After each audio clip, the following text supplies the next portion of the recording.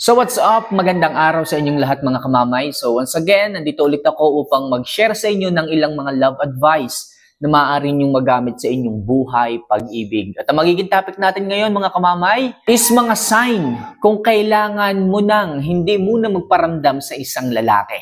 Yes mga kamamay, kailangan nyo rin po itong gawin para makita ng isang lalaki ang inyong halaga. Kung sa relasyon nyo ngayon, hindi mo na nararamdaman yung pag-ibig, binabaliwala ka na, o something na hindi na ganun ang init ng inyong samahan. So, baka ito na yung time para hindi ka muna magparamdam sa kanya, mag-no contact rule ka muna. So, kaya maganda mga kamamay, tapusin niyo yung video ito at sasabihin ko sa inyo kung kailan yung tamang timing, kailan yung tamang pagkakataon upang hindi muna kayo magparamdam sa isang lalaki. Medyo masakit na eh. Sumasakit na yung treatment sa inyo, hindi na ganun kasaya ang trato niya sa iyo, yung tipong, alam mo yun, umiiyak ka na lang dahil hindi na siya kagaya ng dati. So mga kamamay, bago natin simulan to, don't forget to click the subscribe button at i-like yung video ito para sa mas marami pang love advice na maaari nyo pong matutunan. So kung napindot nyo na po yan, maraming salamat at simulan na po natin ang topic natin ngayong umagang ito. Ano nga ba yung mga signs na po pwede mong makita para huwag ka munang magparamdam sa isang lalaki? So number 1, kapag hindi mo na nararamdaman na mahal ka niya, yes mga kamamay, ganun lang kasimple eh. Kapag ka nawala na yung concern, nawala na yung pag-ibig, yung pagmamahal, hindi na siya humahalik sa'yo kapag ka pupunta siya ng trabaho, hindi ka na niya niyayakap sa gabi, pag siya ay matutulog, lagi siyang nakatalikod sa iyo, o kaya kapag ka magkasama kayo in public, sisimba kayo o gagala, lagi nang hawak niya yung cellphone niya, hindi ka na niya mabigyan ng quality time. Ibig sabihin, hindi ka na niya ganun kamahal, nawawala na yung excitement kapag ka magkasama kayo. Nawawala na yung excitement habang nagkakaroon kayo ng maraming oras sa isa't isa, hindi na siya ganun ka-interesado sa iyo. Nawawala na yung attraction, hindi ka na niya masyadong minamahal. Hindi ko alam, siguro marami ka na rin napabayaan sa sarili mo. Kung dati-rati nag-aayos ka pa, kung dati-rati nagpapaganda ka pa, ngayon, tinigilan mo na. Anong sasabihin mo? Dahil masyado ng busy, marami na kayong anak, okay, marami kang ginagawa sa bahay, hindi mo na magawang mag-workout, mag-ayos, kung bakit ka nagkaganyan ngayon, nalosyang ka na. So baka yan yung dahilan kung bakit nabawasan ang pagmamahal sa iyo ng isang lalaki. So kung ganyan, kung dumadalas, at kung mas lalo kanyang iniiwasan, hindi ka na nga niya minsan nakakausap eh. Okay, o kaya naman, imbes na kausapin ka niya, umiiwas siya. Pagka ganun, huwag ka muna magparamdam. Kung dati-rati, ikaw na lang palagi nag-update, iwasan mo muna yon.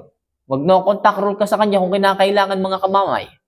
Kasi hindi niya marirealize ang halaga mo hanggat hindi ka nawawala sa kanya ng panandalian. Panandalian lang naman mga kamamay hanggat hindi siya natututo, eh wag ka muna magparamdam. Hindi naman yung habang buhay na hindi ka na magpaparamdam. Baka mamaya isipin ng lalaki, naghanap ka na ng iba. Hindi pong mga ano lang, isang linggo hanggang isang buwan, okay na po yun hanggat ang isang lalaki hindi nagsisisi, hanggat hindi niya nare-realize na mahalaga ka pala para sa kanya, wag ka muna magparamdam. Okay, yan yung isang tips ko sa inyo mga kamamay. Kung nafe-feel nyo na hindi na kayo mahal ng isang lalaki, mag-no contact rule muna kayo sa kanya o umiwas muna kayo sa kanya.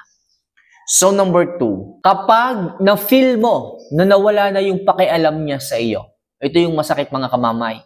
Kapag ka hindi na siya concerned sa iyo, kahit magkasakit ka, kahit may lagnat ka, trangkaso, hindi na siya ganun ka-aware. Okay? So minsan, halimbawa, magkalayo kayo, magjowa pa lang kayo. Kahit magkasakit ka, hindi siya nagpaparamdam eh. Hinahanap mo yung concern ng isang tao, pero wala. O kung mag-asawa man kayo, hindi na siya ganun nagpapaalala. Yung tipong sinabihan ka lang niya na, uminom ka kaya ng gamot. Isang beses na lang yun sa isang araw. Okay, hindi ka man niya lang mapagluto. Diba? Sakit niyan mga kamamay. Hindi ka man lang niya maabutan ng tubig. Hindi ka man lang niya maalalayan na tumayo. Diba? Kapag iinom ng gamot. Hindi ka man lang niya masubukan ng lugaw kapag hindi mo kayang kumain ng maayos. Wala na yung concern, hindi na ganun na kataas yung kanyang pakialam sa'yo. Kapag ganyan mga kamamay, masakit yon. Pero kailangan nyo muna sigurong lumayo, hindi magparamdam, mag-no contact rule muna kayo sapagkat nawawala na po yung halaga ninyo sa isang lalaki.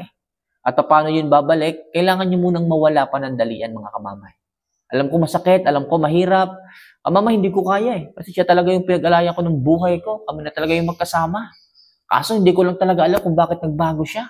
Baka kailangan ko lang talaga nabigyan pa rin siya ng atensyon. Ikaw na nga yung may sakit eh. Ikaw pa yung magbibigay ng atensyon, dapat siya na. Kaso hindi niya nga magawa kamamay eh. Yun yung problema. Nabawasan na yung attraction mo. Nabawasan na yung concern ng lalaki. Yung caring ng lalaki. Dahil nga yan sa kanyang nararamdaman na nawala na, nabawasan na yung pagmamahal niya sa iyo. Kaya kamamay, kung nafe-feel mo na wala na siyang pakialam sa iyo, wag mo nang ipilit pa yung sarili mo. Ikaw na yung kusang lumayo, wag mo na magparamdam, mag-no contact rule. Makakatulong yon. Unahin mo muna ang sarili mo kasi masyado mo nang napabayaan. So next, kapag pasulpot-sulpot na lang ang paramdam niya sa'yo. Tanda mo, nung una pa lamang kayo sa inyong relasyon, araw-araw, walang paliya, oras-oras, lagi yang may update sa'yo. Lagi kang kinakamusta, tinatanong kung kumain ka na. Ganyan naman yung mga yan eh. Sa una lang magaling. Pero bakit after 5 years ng inyong relasyon, pasulpot-sulpot na lang, yung pala may iba na. Pasulpot-sulpot na lang kasi, naiinis na rin siya paminsan-minsan. Yung tipong mag-reply lang siya, okay na. Wag lang magalit ka sa kanya, diba? Yung hinihiling mo na mag-update kahit paano, hindi niya magawa. Mag-chat-chat na lang siya kung kailan niya gusto. Okay. Umalis siya ng bahay, pagdating niya ng trabaho, hindi mo lang nag-chat na, babe, nandito na ako. Napakasakit. Nagbago na ang lahat, hindi na kagaya ng dati. Yung sweetness, nabawasan na rin. Kung dati-rati, every anniversary, may bulaklak pa siya, may chocolates pa, may bembang pa. Ngayon, wala na. Diba? Hindi na siya gano'n nagpaparamdam. Yung mga, yung mga babago pa lang nakikipagkilala sa isang lalaki. Diba? Kung nakikipagkita sila sa inyo, dahil maaga yung naibigay, yung kailangan niya sa iyo, nanabang na siya. Pasulpot-sulpot na lang magparamdam. Nagbago na. Kaya mga kamamay, hanggat maaari, lagi yung sinasabi sa inyo, ingatan yung sarili ninyo. Yung inyong sarili, huwag nyo munang ibibigay, lalo na kung mga strangers pa lang yung mga yan. Hindi pa ganun katibay. Nararamdaman yan para sa inyo. Lagi lang silang naghahanap ng kung anong makukuha sa inyo. Pag nakuha nila yung sa inyo, nakikita ninyo, umiiwas na, pasulpot-sulpot na. Huwag nyo yung hintayin. Pero kung iingatan yung sarili ninyo, hindi nyo ibibigay kaagad, kahit pa sila ay umabot ng 1 taon sa panliligaw o kahit magkakilala na kayo, may mutual understanding na kayo, mag-i-invest pa rin yan.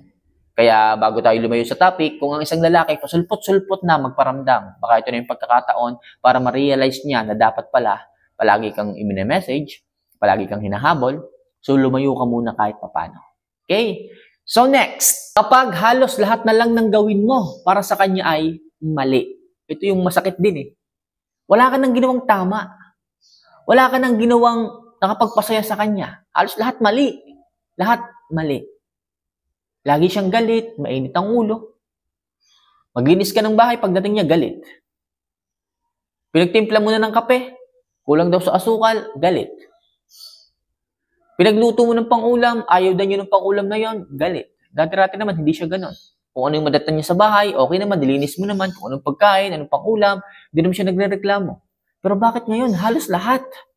Wala siyang ibang makita, kundi yung pagkakamali mo, kahit tama na yung ginawa mo, mali pa rin.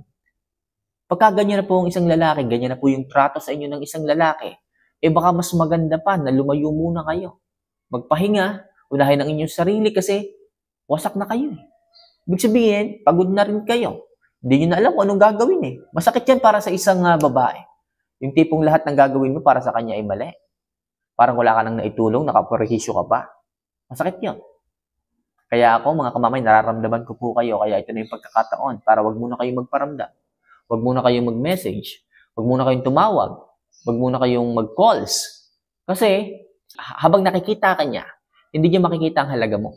Tingnan lang natin mga kamamay, pag uwi niya ng bahay, wala pang luto. Tingnan lang natin pag uwi niya ng bahay, hindi pa nakalaba yung mga susuotin niya para bukas. Hahanapin niya at makikita niya ang halaga mo pagka nagkataon yon. Kaya mahalaga din paminsan-minsan na wag muna kayo magparamdam, lumayo muna kayo sa kanya para makita niya ang halaga mo. Para makita niya ang value mo sa buhay niya. And last, kapag nararamdaman mo na hindi ka na mahalaga sa kanya, masakit din po mga kamamay. Yung tipong hindi na po ikaw yung kanyang kinakausap, yung tipong hindi na po ikaw yung kanyang hinahanap, yung tipong hindi na po ikaw ang gusto niyang kasama kapag kayo ay kumakain, iba na po. Yung mga kaibigan na niya na po. Kung dati-rate, magkasabay pa kayo kumakain. For example, magkasama kayo sa trabaho, magkasabay pa kayong kumain every lunch, pero ngayon, iba na yung kanyang sinasamahan. O kaya naman, kung kayo ay wala pa sa isang relasyon, kung dati-rate, sabay kayong kumain ng kwek-kwek, ngayon, iba na yung kanyang mga kasama. Kung nafe-feel mo na hindi ka na mahalaga para sa isang lalaki, maglaylo ka muna.